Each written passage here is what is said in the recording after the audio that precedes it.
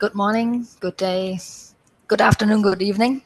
Hello, everybody, no matter which time zone you're joining us from. I'm very happy to welcome you to today's session of our European Climate Resilient Health Systems course. My name is Kirsten, and I will guide you through today's session together with Marie, who will take over once we get to the presentations. We have three great speakers to look forward to today, and today's topic, as you all know, is health and economic benefits of sustainable health systems. Now, you've all seen the course overview before, or rather the course objectives, but just as a quick reminder, here is the slide again. And as before, all materials will be available to you following the session. As you can see, we are currently on session 4 out of 10. And today's learning objectives, excuse me, are how to explain how strengthening the primary healthcare and health systems can yield co-benefits for climate mitigation and ecosystem preservation, how to discuss approaches for embedding climate resilience into health system performance assessments, and how to provide examples of policies and strategies within the health sector that reduce environmental impact, lower healthcare costs, and improve population health. Before we come to the presentations, as always, a little bit of housekeeping. The logistics will remain largely the same as before. We will have a 90-minute session with lecture and 2 case studies. We're slightly deviating from the normal in that we will have the first bunch of questions after the lecture, so directly after the lecture. And then there will be another Q&A session after the case studies. As always, also, please make sure to type your questions to the presenters into the Q&A box and not into the chat, as we won't be able to monitor the chat properly. And I'm sure you all know that the chat is very, very busy. Again, attendance, as before, you have to use your personal Zoom link, otherwise your attendance will not be recorded. And again, YouTube views do not count, but I think we're all familiar with that by now as well. And regarding the certificate of participation, you need to attend at least 70% of the live sessions. You need to pass the final exam with a score of at least 70%. And again, make sure to use the same link for everything. So for your registration, for attending the sessions, and for the exam. And with that, I think I'm already handing over to Marie now, who will introduce our first presenter.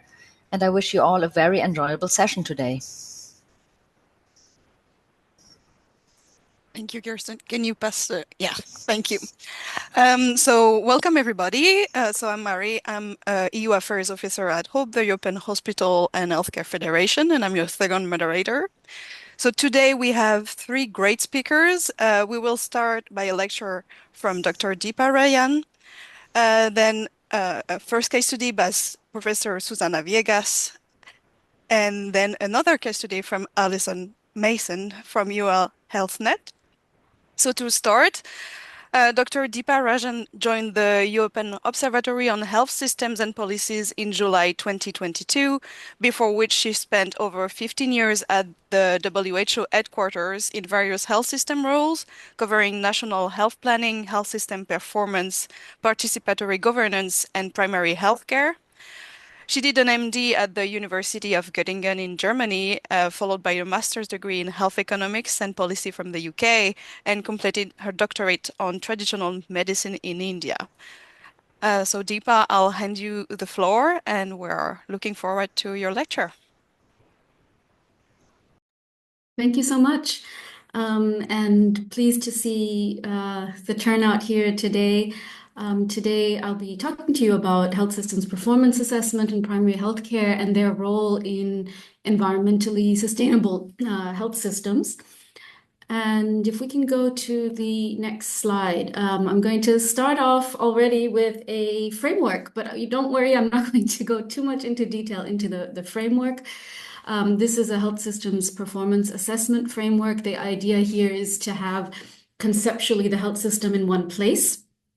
And what I want to really drive home here as a message is the fact that improving health systems performance contributes to environmental sustainability. So by reaching our own health system goals, we inherently contribute, and there's that co-benefit of improving environmental sustainability, contributing to environmental goals, to goals of the environmental sector. Now, how does that happen? So let's look a little bit more closely at this framework. The main thing that you need to understand here without going into details is that on the left side of the framework, you see the 4 health system functions. So this is where the action is, I'd like to say. This is what we do in health systems.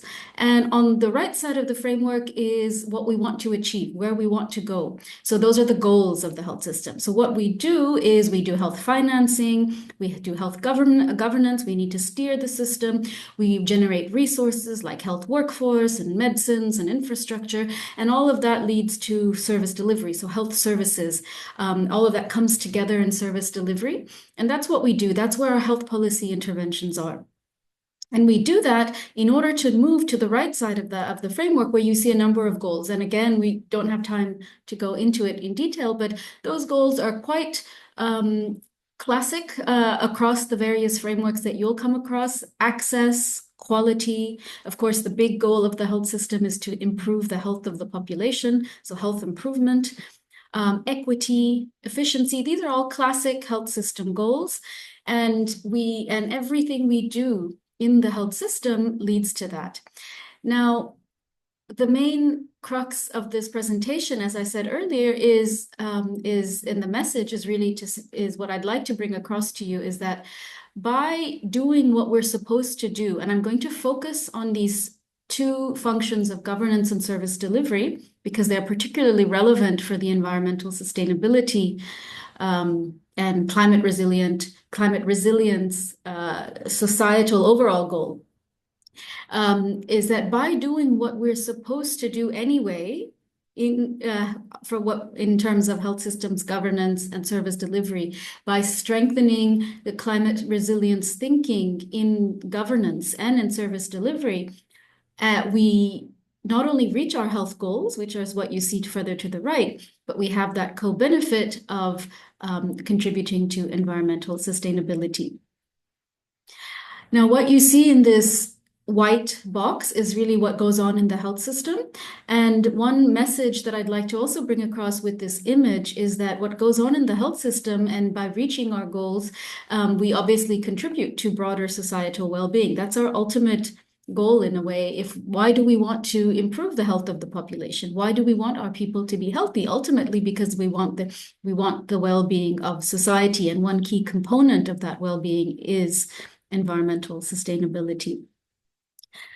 So let's focus on the governance and service delivery functions of the health system, and we'll see how specifically actions in these areas can really contribute through reaching our own health goals. So that's the pathway. We do those actions in order to reach our health goals, and then in order to contribute to environmental sustainability. So basically, we need to step back a little bit for a second to look at the climate change and health nexus to understand where they come together. So, of course, we know that climate change is increasing its negative impacts on society, including on health and health systems.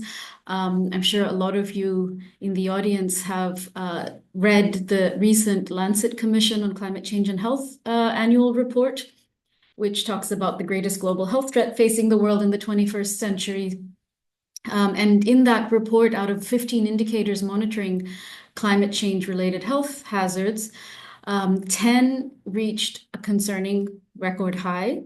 For example, increase in heat-related death of people above 65 years, the number of extreme rainfalls, and a number of other indicators. So we know that the effects are really multidimensional.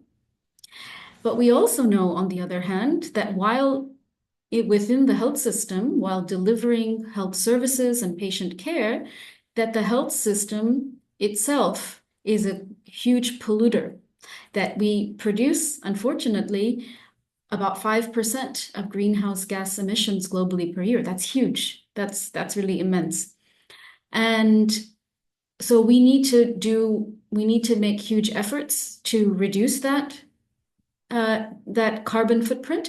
And later on, you'll hear from Susana about how that carbon footprint also has a very negative effect on human health. So there's that circular pattern where the health system is polluting, and the pollutions that the health system produce actually has a negative impact on health as well. And so that cost you'll be hearing about later. So there are a number of actions that we need to take to reduce that carbon footprint on the one hand. And on the other hand, we need to adapt to the consequences of climate change. We need to anticipate the increase in heat-related symptoms of patients coming into emergency rooms. We need to respond to that. We need to adapt our health services and our essential health service package. We need climate resilience health plans. We need frontline services to be prepared for various climate-related emergencies. So next slide, please.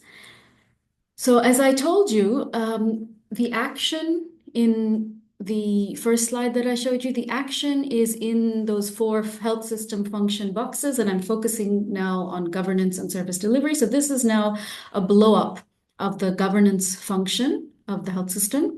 And you'll see here that within the governance function, we have 5 sub-functions.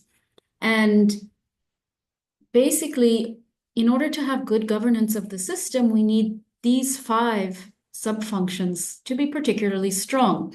And this is what we should be doing anyway within the health system, and we may not be doing as well as we should in order to really have good health systems performance.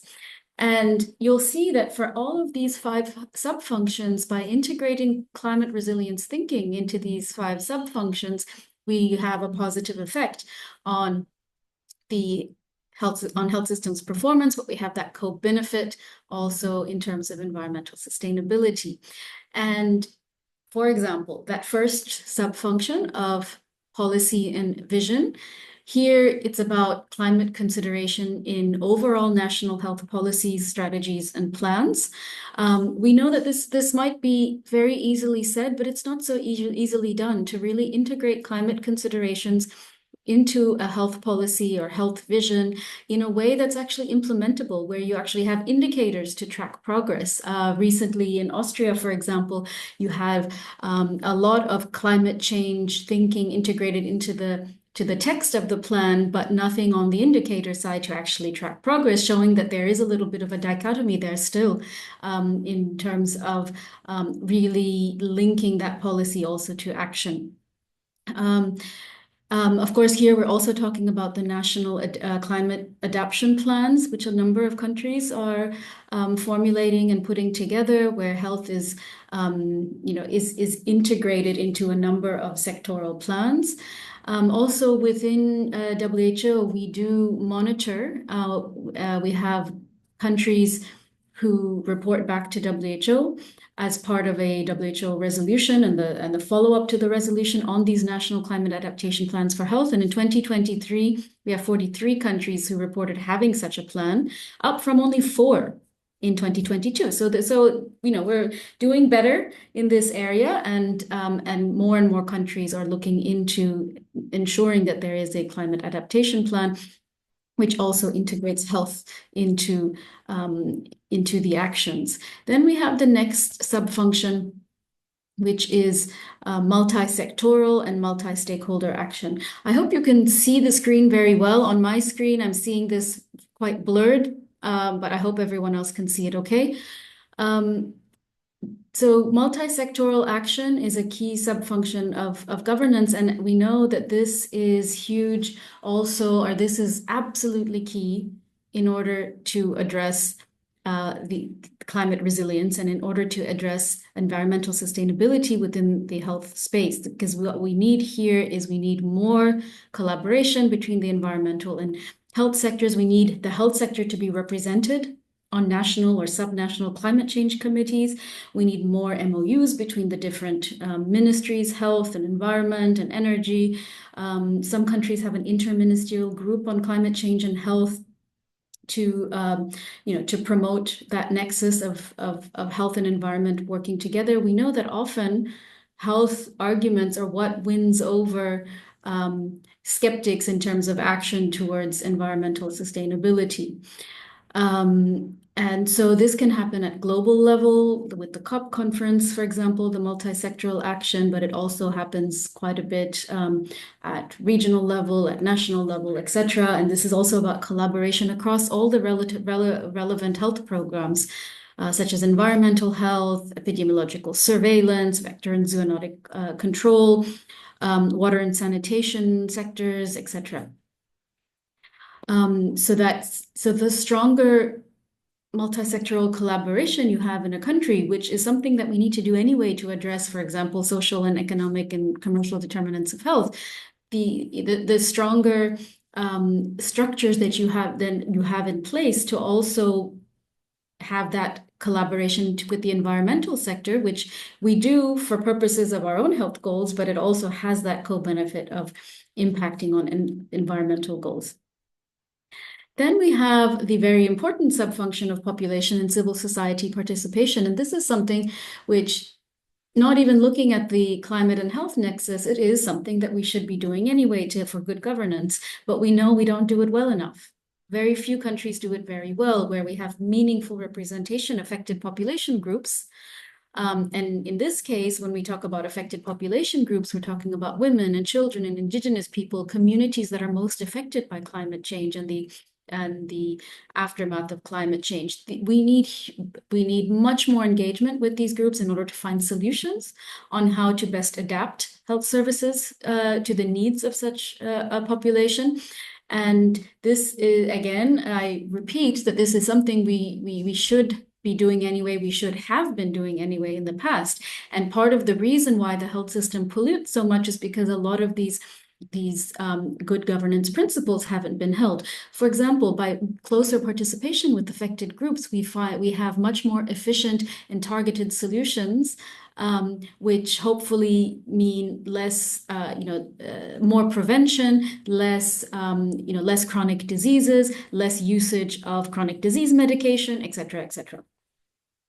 Then we have the subfunction of intelligence and digital knowledge. This is basically data governance. It's about collecting and analyzing and using, in this case, climate data, climate and health data for informed decision making. And this is absolutely key. We need to start collecting and prioritizing climate and health indicators and assessing climate and health risks together with the affected population groups. So that's where the subfunction of population and civil society participation comes in. And we need to formally assess those health vulnerabilities within a sector-wide health system performance assessment. Then we have the legislation and regulation subfunction, and this is really, here we want to prioritize with national legislation climate change adaptation and mitigation in all sectors, including health. And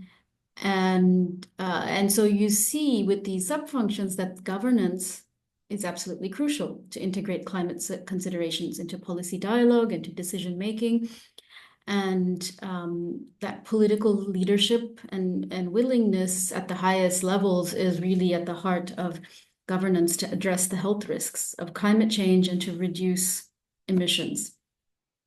So if we go to the next slide, we see here, this is a blow up of the service delivery function. And here you see that within service delivery specifically, we have three subfunctions here, which is public health, primary care, and specialized care. And here, the main aspect of transforming towards climate resilience and low carbon service delivery is about shifting care, from acute care, from hospital care to primary care and public health, because we know that hospitalizations, hospitals are one of the biggest polluters in the health system. And we'll do a deep dive into primary healthcare in a bit, but just to say that that shift to primary care and public health, this is not new. This is not something that we're now talking about in relation only to reducing the carbon footprint. This is something that we've been saying for ages, for decades, in order to improve population health. And so again, my message is, if we really are serious about improving health systems performance, just by focusing on those health goals that we've always had, but doing it well, we will have that huge co-benefit on the environmental sector, on reducing our carbon footprint. And here also, it's about management of the determinants of health, including the environmental determinants of health, and much more public health focus and prevention focus, community engagement focus. So let's move to the next slide. Just to my final words regarding the framework is on the societal goals. And here, the societal goals are what the health system contributes to ultimately. That's the reason why we want to improve population health. And here, societal well-being is really underpinned by, it's about improving quality of life. It's underpinned by the sustainability literature and sustainability thinking, and that those links between the health system and how it contributes to overall societal well-being, those links we don't quantify very well yet. This is something where still a lot of research is ongoing, and we're trying to get at very targeted indicators and numbers, but the sustainability literature does give us a framework to understand what those societal well-being dimensions are to which the health system contributes. And one big one is this aspect of environmental sustainability, which is basically the interconnectedness of environmental concerns with other broader sustainability objectives. And it's about having an inclusive and balanced approach to the environment, to economic development, that seeks to meet the needs of today's generations, future generations, without compromising on national resources and global ecosystems. And health systems obviously can contribute to that. So I'll stop here on the health systems performance assessment, but what I'd like to do now is go into, if we go to the next slide, is go a little bit, do a deep dive into why investing in primary healthcare is one of the key actions that we need to do in order to, by the health sector, in order to contribute to environmental sustainability of our planet. How most of the focus, in my view, needs to really be here if we want to reduce our carbon footprint, but also in terms of adapting to the needs to the effects of climate change, because that's where the frontline health workers are. That's where the frontline interconnection between the people and the health systems happen. So if we go to the next slide, just look at these different climate change related challenges that we face. And if you look at each one of them, you'll see that the solution in terms of the health system is always first and foremost within primary healthcare. So if you look at, for example, heat wave, we know in the last 12-month period, I think it was November 2023 to November 2024 there was 26 more days of exposure to extreme heat on average worldwide than would have occurred in the absence of climate change. Where do most of the people go who are exposed and who have extreme heat related symptoms? They go into either the emergency rooms or they go to see their primary care provider. Air pollution related respiratory diseases, displacements because of food insecurity, emergencies that happen because of climate-related extreme climate events. All of this ends up interfacing first and foremost with frontline health services and with primary healthcare. So if we go to the next slide, you will see the WHO framework for primary healthcare, and we know that there are three main pillars to primary healthcare, and this goes back to the 1978 Alma-Ata Declaration on primary healthcare, which was renewed in 2018 in Astana. And we see these three pillars are community engagement, or empowered people in communities. That's sort of the red side of the pyramid. Then we have multi-sectoral policy and action, which is the blue side of the pyramid. And then you have the sort of mustard yellow-ish side of the pyramid, which is about integrating primary care and public health services. So here it's about having a seamless transition between community care, public health, and primary care, because within primary healthcare, the multidisciplinary team will basically have the idea is for the multidisciplinary team at primary healthcare level to have those community-facing roles. Things like people like community health workers, patient navigators.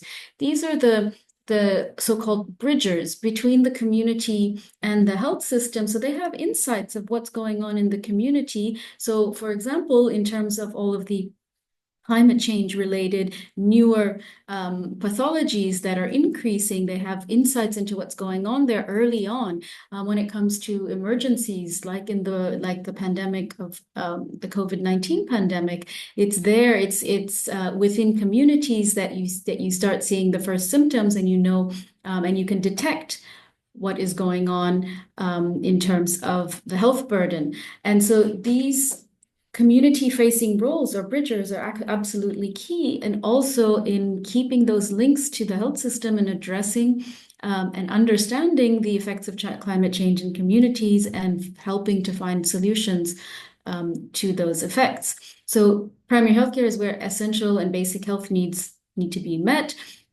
And we know that the health response to the climate crisis will be largely delivered, as I said earlier, by primary healthcare workers. So this is why we need to absolutely to strengthen primary healthcare in order to prepare for, respond to, and recover from climate-driven disasters. Now, if we go to the next slide, I'd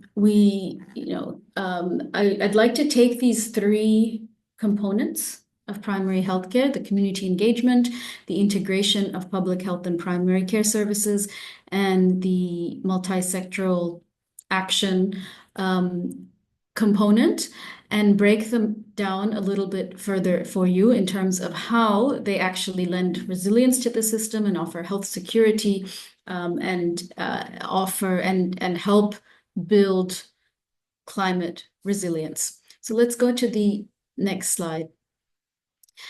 So if we take the integration of primary care and public health first, we know, as I said earlier, the drivers of pollution within the health sector are largely acute care and hospitals. It's mainly through surgery, through certain anesthetics. Then another key driver is pharmaceuticals and medical products. So the more you can prevent a chronic disease, keep in mind, these are people who have to take pharmaceuticals, have to take medicines all their lives.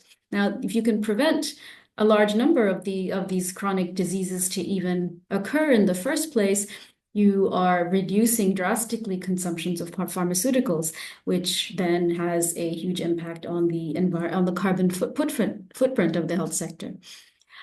Transportation is the third key driver of pollution within the health sector: transportation of people and of products. So when you look at so by integrating primary care and public health adequately close to communities, in keeping people in primary healthcare, keeping them out of hospitals and out of acute care, reduces the carbon footprint drastically. So close to patient care, so basically primary healthcare is closer to people than a hospital is, so that's where you reduce that transportation-related driver of pollution. But then you also reduce low value care by keeping people more in primary care and by preventing chronic diseases and other diseases as well, with more screening of chronic diseases, of cancers, etc. So you increase efficiency and quality. Now, efficiency and quality are our health system goals, one of the goals that I showed you on the original framework. So these are things that we do anyway in order to reach our own health goals. And we should have been doing them already for the last 50 plus years. We haven't been doing them well enough. And this is part of the reason why our health system has become huge polluters, because we haven't been doing prevention and primary care well enough. So we have systems where most people go into hospitals much too easily and frequently, which has led to a high level of greenhouse gas emissions of the health sector. Let's move to the next slide. And here we're looking at multi-sectoral action in primary healthcare. Now, we know that we need multi-sectoral action. I've showed you it's also a sub-function of governance, that this is really key to, now, we do it within the health sector mainly to address the social, economic, and commercial determinants of health. We know that a lot of the actions that we do in order to increase the health of the population, to improve the health of the population by working with other sectors, actually has huge co-benefits otherwise. So if we have more exercise, if we get our patients to exercise more, to walk more, to use more non-motorized transport, there's huge benefits for the environment sector. If we increase our health education initiatives to reduce indoor air pollution, for example, we have co-benefits for the environmental sector. Healthy diets, and especially reducing meat consumption, at least most of the literature that we have at the moment is around the reducing meat consumption,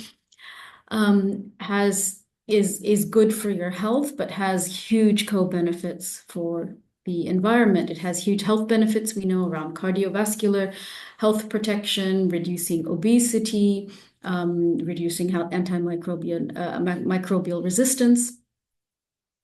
And the literature, especially around meat consumption, is really growing in terms of the positive effects of plant-based vitamins and plant-based proteins.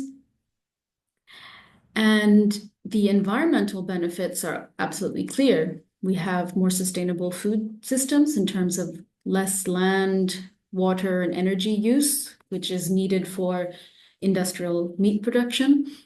And we mitigate biodiversity loss due to industrial meat production. And the role of primary healthcare here is really about the health system and that community interface that primary healthcare has. Within the larger health system, it's primary healthcare that has the closest link to communities and the closest link to families, and is able to really go into communities and do a lot of this prevention work, to do a lot of the health education work, to do a lot of the advocacy work around healthy diets, and to really help people reap the benefits of some of these actions that have huge co-benefits on the environmental sector. But again, when we're asking the health worker to go into communities to check indoor air pollution rates, or when GPs are prescribing more exercise, they're doing that largely with the health goals in mind. They're doing it because they want to improve the health of the population. They want to improve the health of the patient in front of them. That's the main reason they will be doing it. But we know that by doing so, we have huge environmental co-benefits. And we also know that what we need to do to improve the health of the population and go towards our health goals of equity and efficiency and access and quality are actions that we haven't been either doing sufficiently well, or where they haven't been sufficiently resourced or funded. And now we need to put in much more investment into these areas.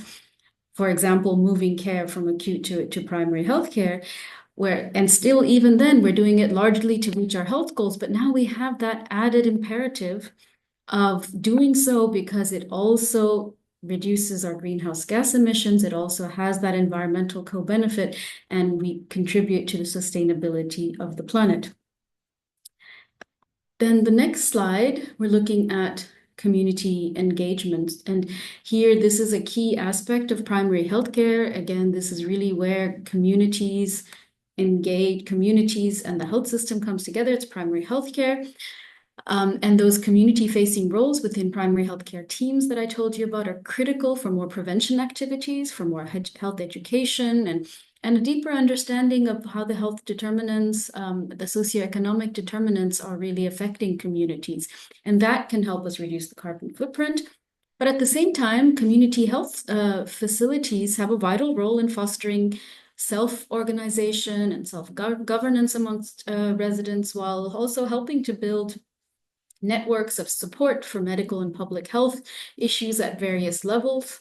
And so this process ultimately strengthens the community's overall reliance on health emergencies, on climate-related emergencies, on adapting to climate change by enhancing skills and processes. And I think, and it's important here to note that primary healthcare provides that contextualized, culturally appropriate prevention and care, also for vulnerable groups that are especially affected by climate change, like children and pregnant women, people with non-communicable diseases, marginalized communities, etc. So primary healthcare services really can contribute to reducing inequities as well, which is also where those are the communities where often climate change's effect hits the most. And if we go to the next slide, finally, I'd like to leave you with a couple of key points here that, again, I think I've repeated several times that much of the actions that are required within health systems, in the governance area, in the service delivery area, and not to say that in resource generation and in the financing functions, there's nothing that we can do that influences and has an impact on and a co-benefit to the environment. We just did a deep dive on these two key functions, but there's obviously lots of action within resource generation and financing that can be done as well.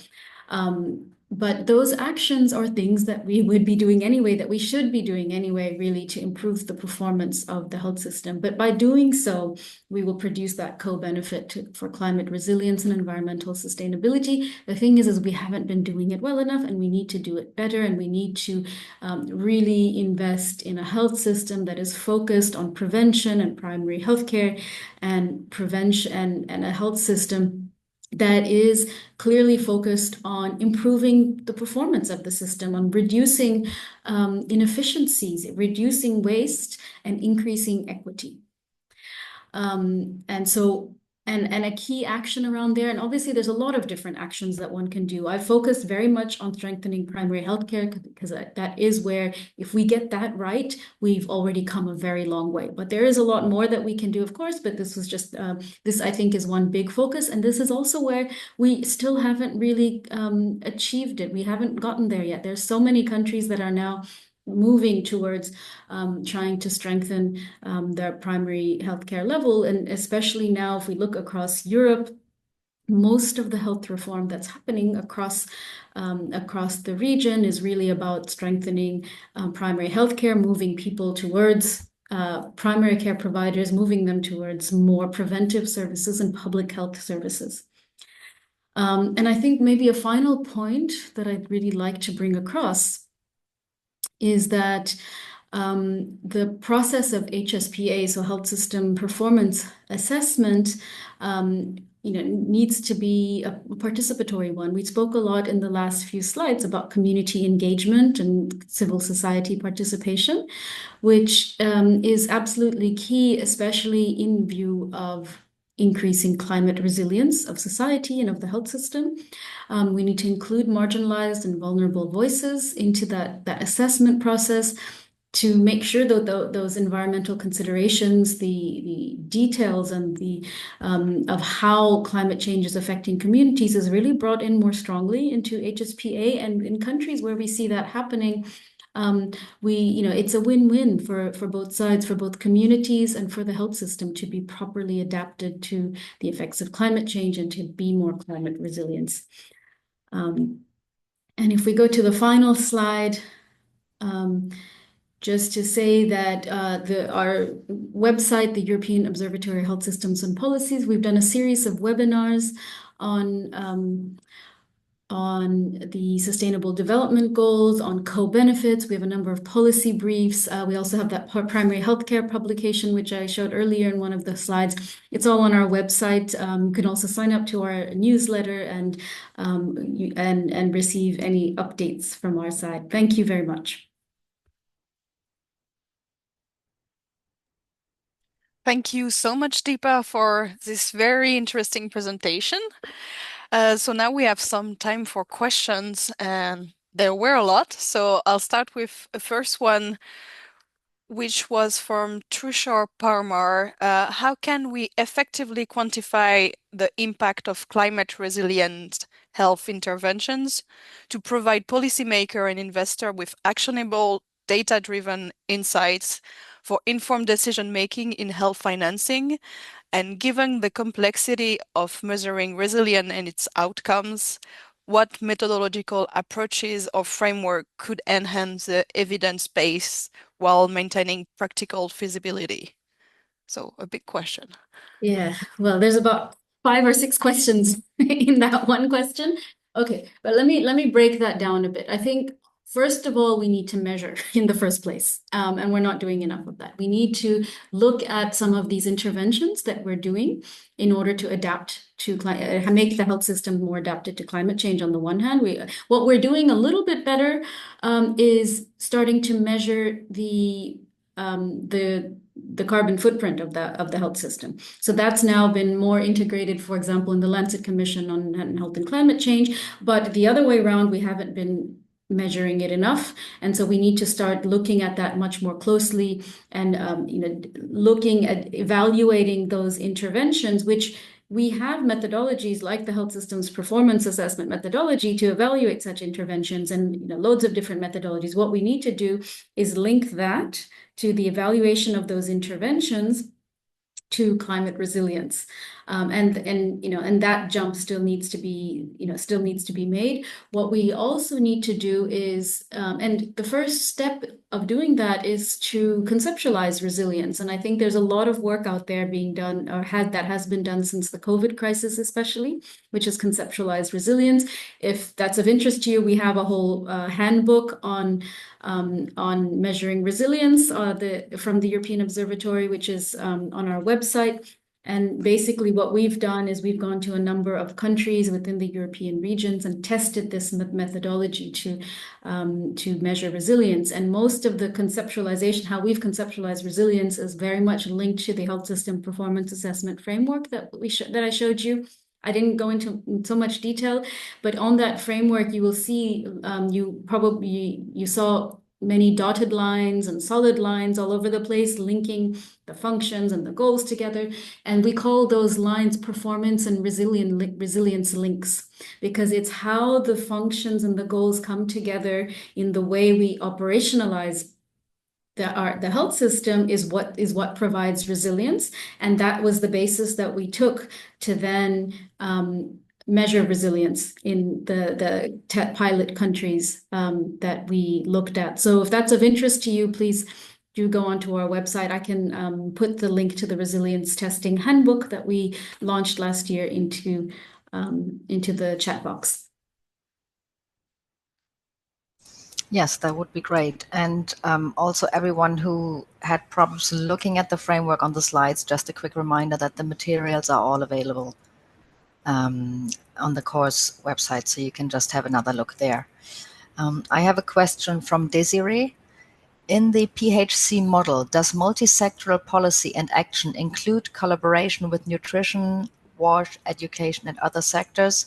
What are the key collaborations that can bring about impactful change related to building climate resilience? Yeah, that's a great question. So that multi-sectoral action is really about yes, absolutely, with the wash sector and across across sectors. So the obvious collaborations are really with the environmental sector and the energy sector, and there's different levels of collaboration.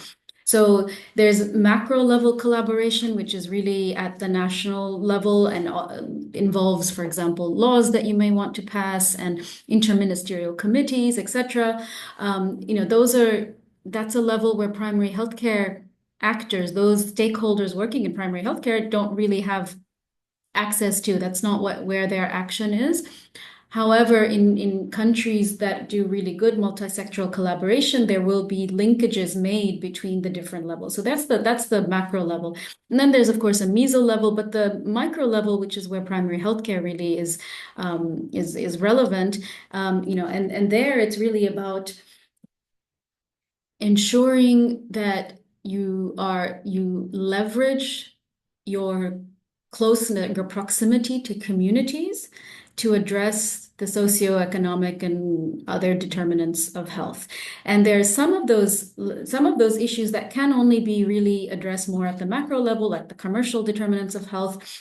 But there's so many determinants of health that can also be addressed at the local levels, and that comes through that proximity to communities and understanding of the family context, the context of poverty, context of community, the context of marginalization, and integrating that into the primary healthcare activities basically means that you're making care targeted and effective. You're reducing low value care. You're doing more prevention. You're keeping people out of hospitals. And this has a positive impact on the environmental sustainability.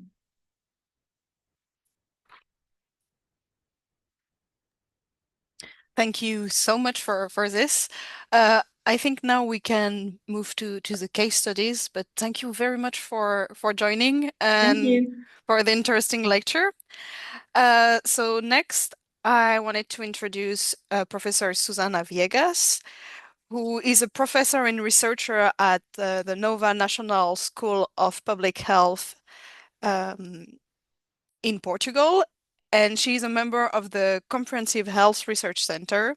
She has a PhD in public health, a master's in toxicology and occupational health, and a bachelor on environmental health. She is also a European registered toxicologist, and she lectures on environmental and occupational health and coordinates several research projects on environmental determinants of health, exposure assessments, and risk assessment. Thank you so much for joining, Susana. The floor is yours.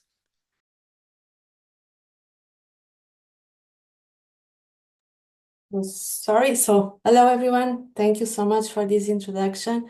It is a pleasure to be here with all of you.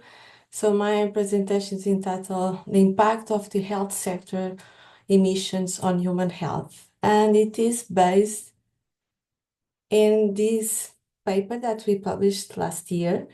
I have to say thank you, of course, to my co-authors. And it was indeed an effort trying to present some measurable data, how we can indeed have co-benefits for health when we reduce the emissions from the healthcare sector. But just trying to explain a little more with more details what we have done in this publication. So some background information. We know already that the health sector has an environmental impact of 5% more or less of global CO2 emissions and contributing to aggravating the climate crisis. But our question was, what is the impact of these emissions on human health? And we know already from previous publications that the disease burden of the US healthcare system was estimated to be these round numbers, and they used the DALYs, and I will explain a little more what is this.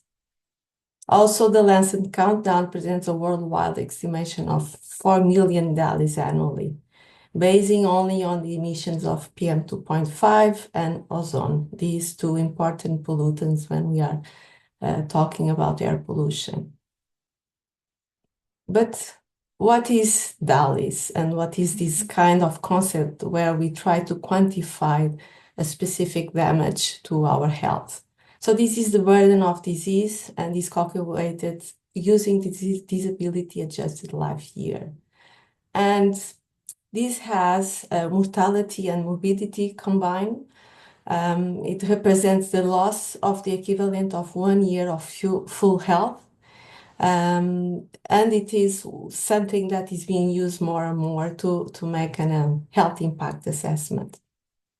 It is also common, or more commonly than, is the monetization of environmental impacts. And the idea is to convert environmental impacts caused by releases of environmentally harmful substance or other kind of environmental risks and try to transform this in monetary units. So to have an idea what is the cost when we have an impact on the environment.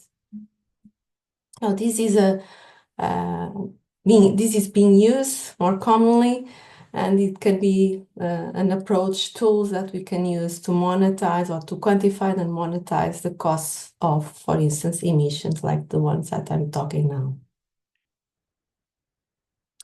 So our aim was to estimate the health burden and associated costs of the health sector's carbon footprint within the EU. So we focus on the European Union region.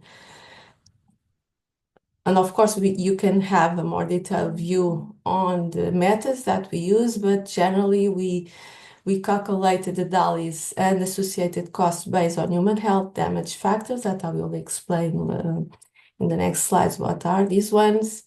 Based on the CO2 emissions, and we calculate the DALY by kilogram of CO2 emitted, and we consider 4 scenarios.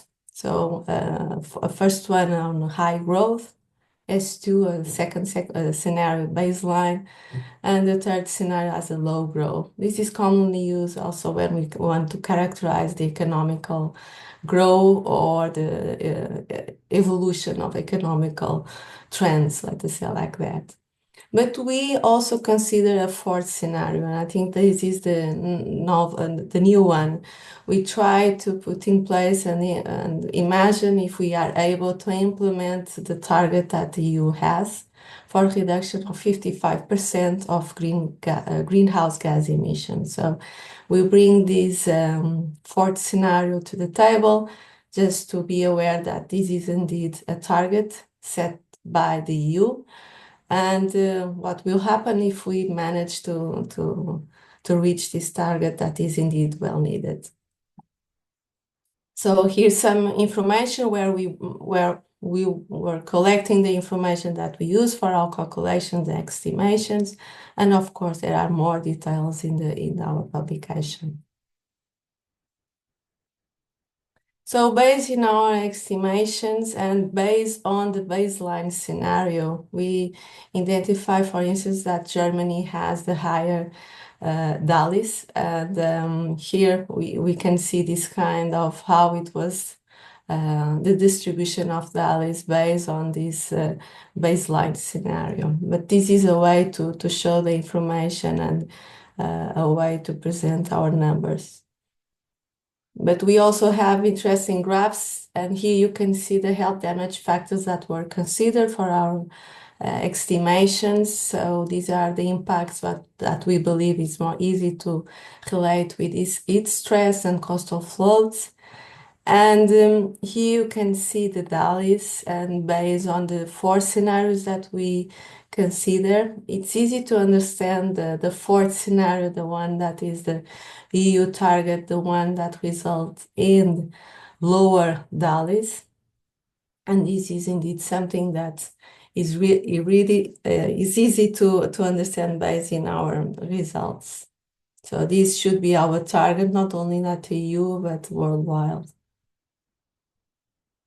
Concerning costs, we can also see that the scenario number 4 results in lower costs. And even where we compare with the baseline and also the S1 scenario, we see that indeed the S4 is the one that have a lower cost. Of course, costs related with the health damage related with these emissions. So we can see that if we reduce the emissions, we can have co-benefits to health.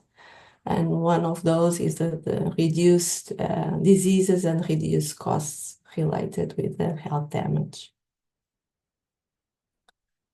So I think the main aspects that we need to consider, and also taking in consideration the first presenter, is that regardless of the methodology that we use, all reports indicate that indeed the green gas emissions from the healthcare sector are expected to significantly impact human health. So it's not only our work, previous work, and probably work that is going to be published in the future will show this kind of information, this kind of data. Therefore, it is important to ensure that EU climate policies, the ones that we have already in place, also target health institutions. So health is being involved and engaged in these policies and are in line with the Paris Agreement, while also guaranteeing additional funding for climate mitigation programs within the healthcare sector. So it's not only the emissions, it's other programs that can indeed result in lower emissions that indirectly can promote climate change, but also other kind of damage on the environment. So and I think it was already mentioned, the first presenter, we need to tackle all the environmental impacts from the healthcare sector, and of course to align with the sustainability goals. And we can talk about reduction of waste and water emissions. We can and should reduce the consumption of natural resources. And here are some of the actions that can be developed in the healthcare sector that can support our aims to reduce the environmental impacts that can for sure have co-benefits for health. So one of those is reduced natural resources consumption, can be energy, but can be metals and other materials that are removed directly from the environment.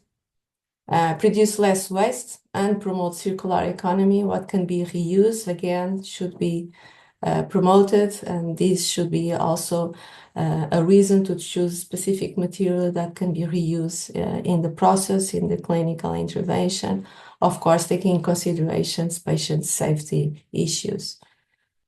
Choose sustainable energy sources, so choose electrical when possible, wind energy sources, avoid the one that is coming from resources that have an impact on human health due to the impact on the environment. And of course, select chemicals, drugs, and equipment that are safe and sustainable by design. There are a lot of options ongoing, being developed, and this should be something that should be a priority for the healthcare sector. And of course, also promote the green procurement.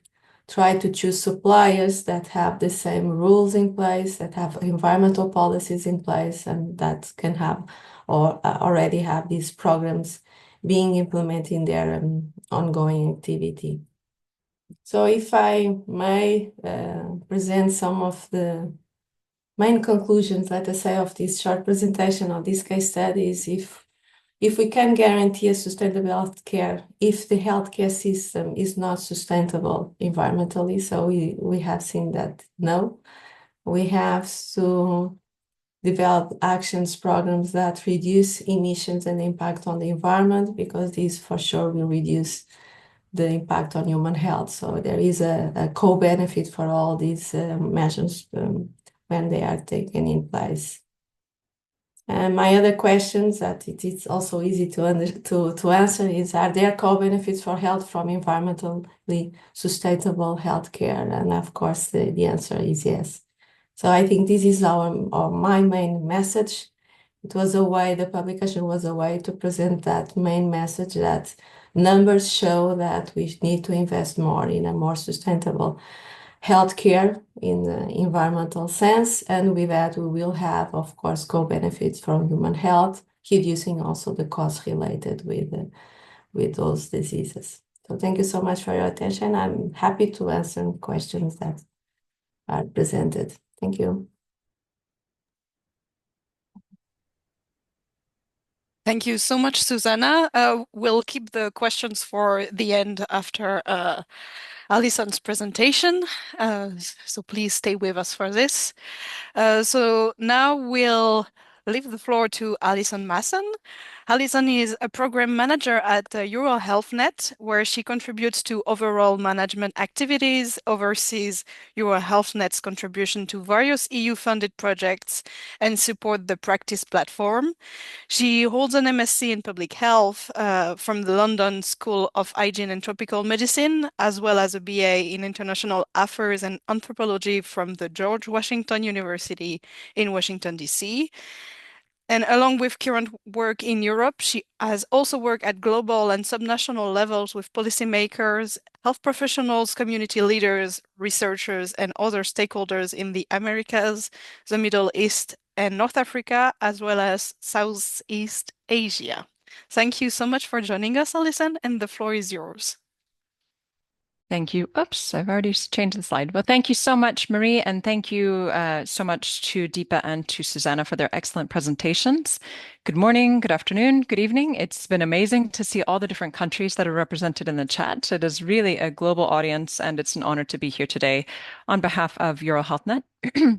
My name is Alison Maassen, and I'm going to be presenting our final case study today, which is really not as in-depth, I have to say, as Susana's. It's a bit more of a whistle-stop tour. I'm going to be showing you just initial insights and findings from 3 different projects that EuroHealthNet is involved in. And the angle that I want to bring to this is a bit also different but complementary to what has been said. We heard a lot from Dheepa in her presentation about the importance of shifting away from hospital-centric care and moving more toward health promotion. And that's exactly what I would like to talk about here. So how can we enhance the sustainability of health systems by promoting the health of people and the planet? Just a word about who EuroHealthNet is, what EuroHealthNet is. We are a partnership for health equity and well-being that's based in Brussels, Belgium. We represent national public health institutes, regional and local authorities, research centers, and civil society actors, amongst others. And we split our work across policy, practice, and research to try to ensure that evidence, for instance, from research makes it into policy. Policy is then guiding the kinds of practices, and then the practices are evaluated so that we have this coherent flow of work happening between policy, practice, research at European, national, regional levels.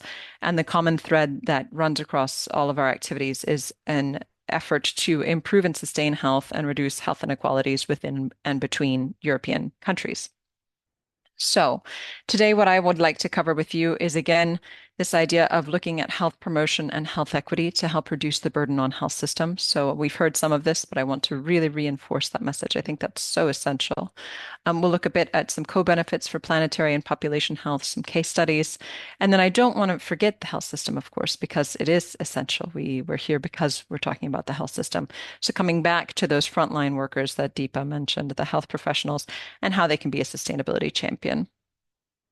So I think probably all of you know this very famous graphic here on the left, and I think all of you are probably very aware that health is mostly made outside of the health system, that we don't really we tend to refer to it as our health cure system instead of our healthcare system in our work. And we have to recognize that it forms a very, very small part of everything that makes us healthy. Here you can see, again, this famous Dahlgren and Whitehead rainbow on the left, where you've got individual lifestyle factors, social and community networks, and then the living and working conditions that are the much greater influences on our well-being than just the health system. And then on the right, this is a graphic that was, or let's say results that were presented in a report from WHO Europe in 2019, a report on health equity in Europe. And they asked people what contributes to your health or what contributes to your ill health. And people said that only 10% really related to the quality of care that they received in the health system. And a full 1/3 or 35% had to do with not being able to make ends meet, financial insecurity. Almost another third, 29%, had to do with poor quality housing and neighborhood environment. So things that, again, we've touched on, but I think it really helps reinforce the point that this has to be intersectoral collaboration. It's not enough for us to just focus in on the health system. So it comes down to being kind of a simple equation, right? I think we tend to focus a lot on the supply side. What is it that we can do to green the health system? And it's not that that's not important. Susana gave us a great demonstration that that is essential and we have to do that. But we can't forget about what can be done on the demand side. And again, I think Deepa's covered that quite nicely, talking about how do we make that shift? You know, we have Alma Ata, we had Almaty. How do we then, or Astana, and yeah, well, how do we get there? How do we make this happen? We know it should happen. We're not making it happen yet. And I think one of the reasons for this was also touched on before, and that's that when we bring this to a policymaker, what do they ask us for? Well, what's your data? Well, how are you measuring this? How can you prove this? And sometimes it feels it's common sense, you know. I think we think about what kind of environment we would like to live in, what kind of food we would like to nourish ourselves with. But it is important to have that data. And so what I'm going to present are a couple of projects that are looking at innovative ways to try to collect this data and make more effective arguments to policymakers. So I'm going to use air pollution as a first example here. Air pollution is a top environmental threat for people's health in the EU. Around 400,000 premature deaths are attributed to ambient air pollution annually. And I was looking, and I had seen a quite disturbing statistic about this, or representation, to try to get that huge number of 400,000 in your mind. And for instance, I saw a cruise ship on average would hold 3,000 passengers. So imagine 133 cruise ships going down every year. Or if you imagine that a jumbo jet could hold 500 people, well, you've got a little over 2 jumbo jets a day going down thanks to ambient air pollution. So really just to try to get a handle on some of these big figures that I think we throw around in some of these discussions, but we don't take the time to think about, but what is the consequence of that? What does that really mean? So we know we have this problem at a population level, but we also know that this problem is affecting some groups more than others. Some people have more pre-existing conditions, for instance, such as asthma. They're more vulnerable due to either being an early life stage, children, being older. And then some people are more at risk simply because they live in an unhealthier environment. They have more exposure. So we know this is a problem, but policymakers need evidence-based tools to support the design and implementation of multidimensional inclusive policies that will increase both current and future. If we think intergenerationally, how do we help people in ecosystem well-being?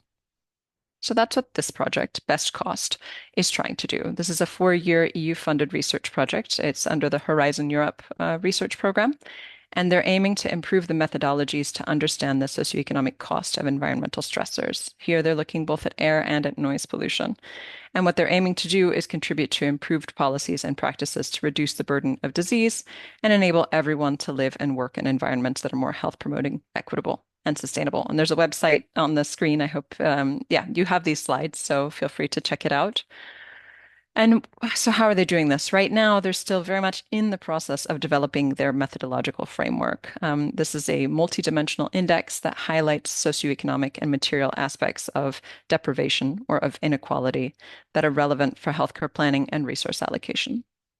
So if I look at 3 different types of data here, one has to do with socioeconomic deprivation in this multi-deprivation index that they've created, a sort of proprietary tool they've put together with different types of indicators. That's, I believe, available on their website if you want more details.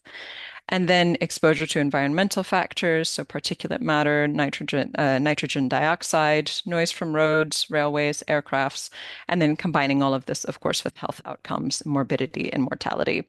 So great, methodological framework. What do we do with it? In this instance, what they are doing in Best Cost so far is that they're using this framework to produce maps that can provide spatial insights into these 3 different areas of focus, the deprivation index, the MDI, the environmental stressors, and then health outcomes. So trying to be able to put that data together and map it so that you can demonstrate to someone where you have clear inequalities. So this is a map of Belgium, as the lead coordinator is the Belgian Public Health Agency, Cienzano. And you can see here the north, which is Flanders, and the south, Wallonia. There are clear differences if we look at this map is showing the multi-deprivation index. So this is socioeconomic indicators amongst others.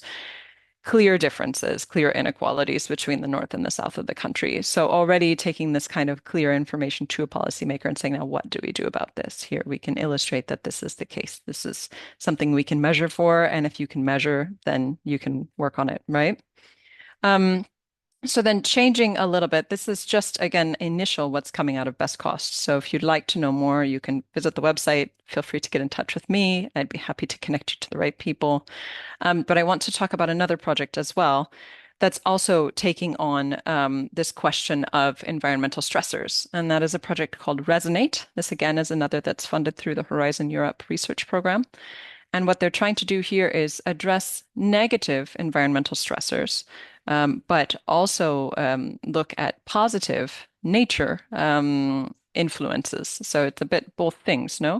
You've got the nature-based solutions, and so that's when you bring nature closer to people, essentially. If you would do tree planting, or you would build a pocket park, or you would do an urban wetland restoration. So how are you bringing nature closer to people? And then by the same token, you have nature-based therapies. So these are ways to bring people closer to the nature. So once you have these spaces, how do you get people to get out and use them? What are ways that you can use those spaces to complement people's health and well-being?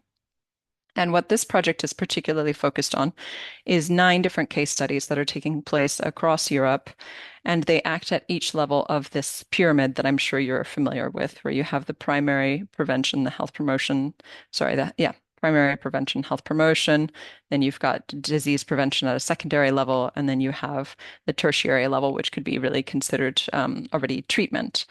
And I just want to say a little bit, I didn't put all the details on the slide because it would have been a lot of text, but I can say a little bit as examples of what these case studies are looking at. So the level 1 case studies are targeting the general public, and they're focused on health promotion.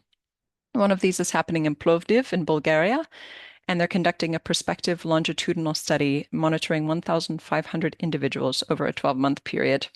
The case study explores whether nature contact can mitigate the effects of everyday stressors, whether that be traffic emissions or financial worries, your neighborhood, those things we saw in that graph earlier.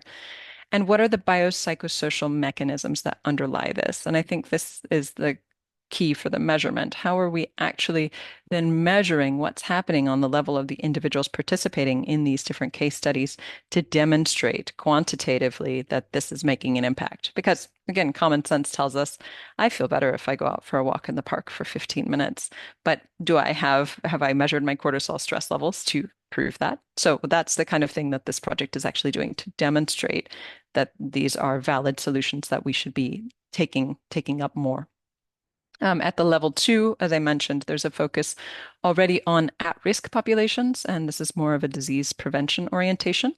So here I can mention there are 3 interconnected case studies that are taking place in Padua in Italy within an urban nature context, in Salzburg in Austria with mountainous surroundings in the context, and then in Barcelona in Spain with urban coastal areas. And they're all using a 40-minute guided or supported walk and then targeting sedentary populations who normally would otherwise spend less than 30 minutes outside in nature during a week. These are also individuals who already have metabolic syndrome and an increased risk for heart disease or stroke or type 2 diabetes. And to really try to measure this, as I said, they're measuring biopsychosocial indicators or mechanisms, but they're also doing it via, for instance, in these case studies, randomized controlled trials. So it's a 2-arm trial with a weight group. So you've got the intervention, then you have the waiting list, and then they collect the data on blood pressure, waistline circumference, blood sugar, and the like. And then just finally, for one around treatment orientation, there's a case study in Sweden using something called the Restoration Skills Training Program, which integrates mindfulness training with restorative nature experiences for people who already suffer from a clinical level of depression or anxiety. And so they've identified that rest has shown advantages compared to just telling people to do mindfulness training. Adding the nature component has been helpful, but they don't have enough evaluation of it. So that's what they're trying to achieve within this project to really have the measurement of this work. So yeah, this is all to say a bit more about measurement. And I do want to jump back because I think the time is probably ticking away. I don't see with my screen. The last point that I wanted to really focus on relates back then to the health system. We're talking about frontline workers and how essential they are for addressing climate adaptation, and that is really important. So we were fortunate in July 2023, there was a 7th ministerial conference on environmental health led by WHO Europe in Budapest. And coming out of that conference, there was a declaration adopted by the WHO Europe member states. It called for wider-ranging action on the triple threats of climate change, environmental pollution, and biodiversity loss. Within the declaration, they specifically recognized the important role of the health workforce in driving change. And during this ministerial meeting, we were able to host a side session, and we brought together participants from 5 different countries, health leaders in these countries. And together they came up with a series of calls for action that would actually enable health professionals and health policymakers to become sustainability champions. And I list just a couple of them. There are some more, but this is just a few of them. I think it's very, very important. We already ask so much of our health professionals, and especially our health professionals on the front line.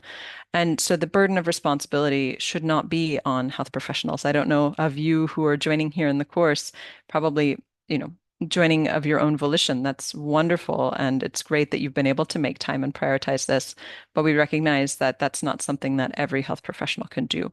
So how do we make more enabling environments for health professionals to be able to learn about these topics, understand what's in their remit, what's in their control, how can they maybe help raise the awareness of the people that they're also treating or their colleagues. So that burden of responsibility shouldn't be on them in the first place. It should be on policy and decision makers, health managers to think, how can I make an enabling environment for my health and care professionals to be sustainability champions? Of course, we have to update health training curricula to train the next generation of health workers.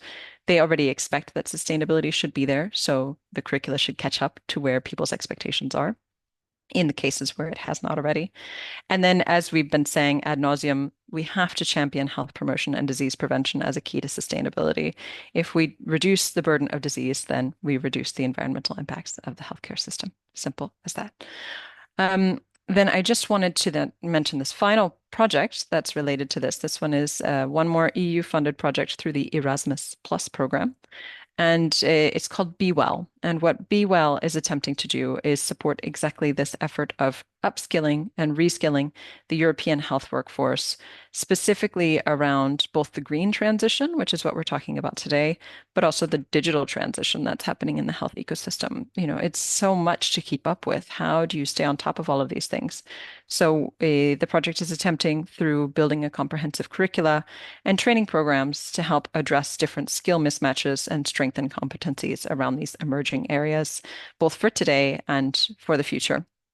So if you are a health professional that's based in Europe and you're curious to learn more, we really strongly encourage you to follow this project and get involved.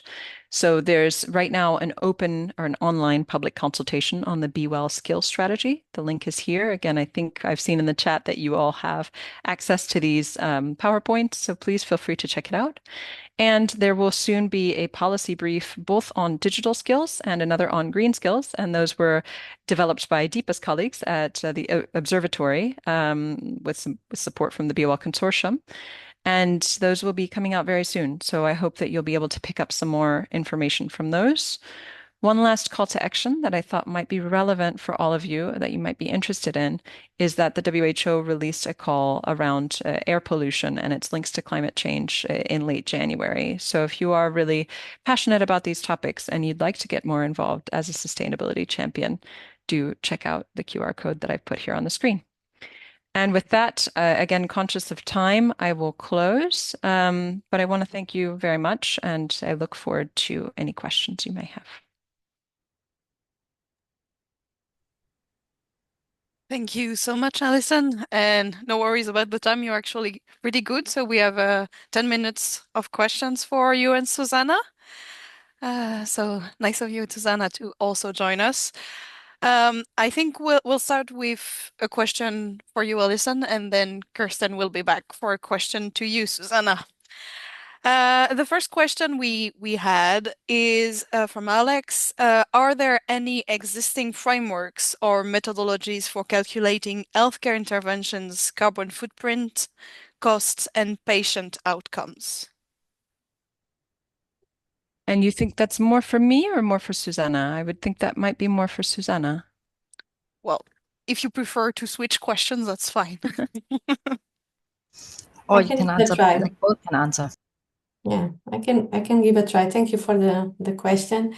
Yeah, I think there is a way to monitoring and maybe to have a measurements of that. The thing is, and I think this is also a claim for attention, that we need to work more together, because normally these kind of evaluations are done by different teams with different goals. But I think we should try to integrate more these kind of metrics, to use it to relate all and try to measure the impact of the measures that we put in place.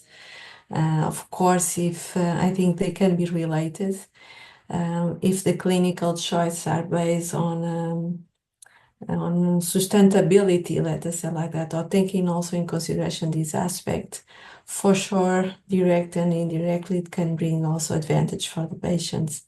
But I think that is an effort that everyone needs to do, and maybe work more together to use these kind of indicators for the same goals. Yes, thank you. Yeah, maybe I can simply add, indeed, that there are a lot of health impact assessment or health equity impact assessment, and a lot of health and climate impact assessment. There are so many different types of impact assessments being done, and I do think that it's helpful to have a bit more coherence, or at least open some more discussions to say common uh, what are common indicators that we should be using? What is a common approach that we could use that would be logical to make some of these findings also a bit more comparable across? I think of the work we do, we're working on best practice portals for health promotion and disease prevention, for example, and different countries collect this information into different types of portals, but they evaluate it in a different way. They have different inclusion criteria, different exclusion criteria. They have different ways of reaching out to their prospective intervention owners who would submit these practices. And there's not very much coherence across that. And so when you have then an EU level portal who comes and says, well, here we've identified this as a best practice, then the national portal might say, but your criteria don't match ours. And that practice comes from our country, and we don't consider it a best practice. I think it's a different example, I recognize, talking about the best practices, but I do think that question of finding coherence so that we can make stronger arguments is a really, really important one. Thank you. And now another question for Susana. You showed that map of the DALIs. Could you tell us what the main contributor to the especially high number for Germany has been? Yes, thank you. Well, this is based on the scenarios that we present and choose to apply to our calculations and estimations. But of course, it is very much related with the number of healthcare units, also the kind of service that are done, also based on the estimations of emissions of that healthcare sector. And of course, maybe taking consideration what was mentioned by Alison, I guess that Germany probably has a very robust emissions estimation, and that in some way can bring us more clear numbers. Not saying that there is difference between the member states, but it might happen. And of course, there are differences worldwide. So I guess if we have good estimations of emissions from the healthcare sector, we will have more certain numbers. And this is, of course, of importance to have a baseline when we take measures, how much we can change that baseline, and what is the impact of that measures and investments that we are doing in the healthcare sector. So it's important to have numbers, even if they are not so, let us say, so nice in some moments, but they are a way to show and to demonstrate that if we make the right measures, if we put the right measures in place, we really can have a positive impact on environment and human health. Thank you so much. So now I'll go back to you, Alison. We have this comment/question. In climate mitigation, we've learned that personal responsibility has relatively poor impact, and that it can be used by corporate to shift the blame away from themselves. In this context, why does the Resonate and Be Well project choose to focus on the individual health behavior change promotion rather than on primarily motivating healthcare professionals to target wider structural change? Thank you. And it's a great question. And I really appreciate slash comment because I really appreciate, and we often deal with this issue that there is that lifestyle creep, that push towards saying, but it's your responsibility. You should be doing something about this.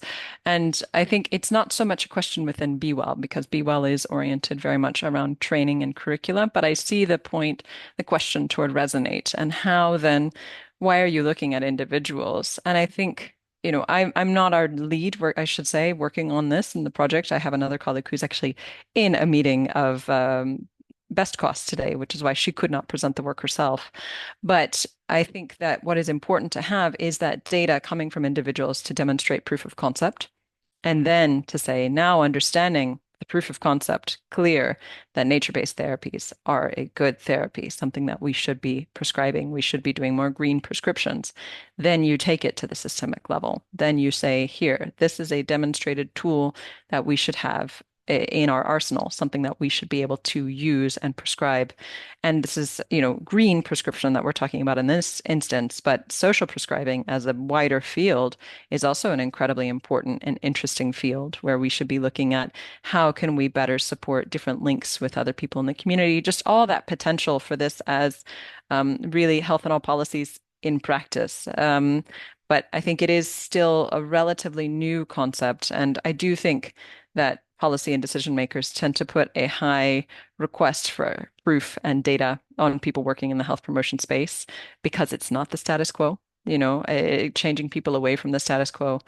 There are people who have an interest in it, so how to really convince them that there should be a change. You're asked to make a lot of very clear arguments. And that's why I understand that Resonate has this emphasis on the individuals now is to demonstrate the proof of concept, to then scale it up and really say, you see, here it is. Let's roll this out at a bigger, broader scale. If that makes sense. Thank you. And I think if we throw one last question at you, Susana. You were talking about the reducing natural resources consumption. And Belinda is asking if you could just explain a little bit further, like we all know what that means, but in this particular context, how that would look like. Yeah, thank you so much for that question. I think that is, of course, linked with other measures that could be put in place in the healthcare system, mainly the circular economy, that is identifying products and materials that can be reused without putting in cause or putting in risk the patient safety. And of course, if we reuse more materials that are able to deliver the same kind of quality and safety for the patient care, these allow us at least to buy less, and buying less implies less consumption of natural products. One more thing is, even if we could reuse more inside of the healthcare system, but if we use materials that can be reused by the other kind of industry sectors, this also promotes circular economy and in some way we reduce our footprint on consumption of natural resources. So yeah, we can do it directly in the same institution, reusing materials, not putting in cause the patient safety, or promoting circular economy for other sectors. So being as a waste of a healthcare sector can be a raw material for the kind of sector. So I think it's also related with sustainable by design. If we choose materials, products, equipment, substance that can be that can have a good life cycle assessment, so they can be reused again and again, not having an environmental impact or a human health impact. Thank you. Thank you. And I think that's actually quite a great last message for this session today. Let me just quickly throw up the QR code again for the post-session survey. So if you could complete that for us, that would be great. So either the QR code here, there will be a link in the chat or in the WhatsApp group. And if you haven't joined the WhatsApp group yet, please do. Would like to thank you all for joining. And again, a big, big thanks to Dheepa, Alison, and Susana today. It was really great to listen to you. It was a really great session, and I hope we'll see you all again next week, and have a good day, everyone.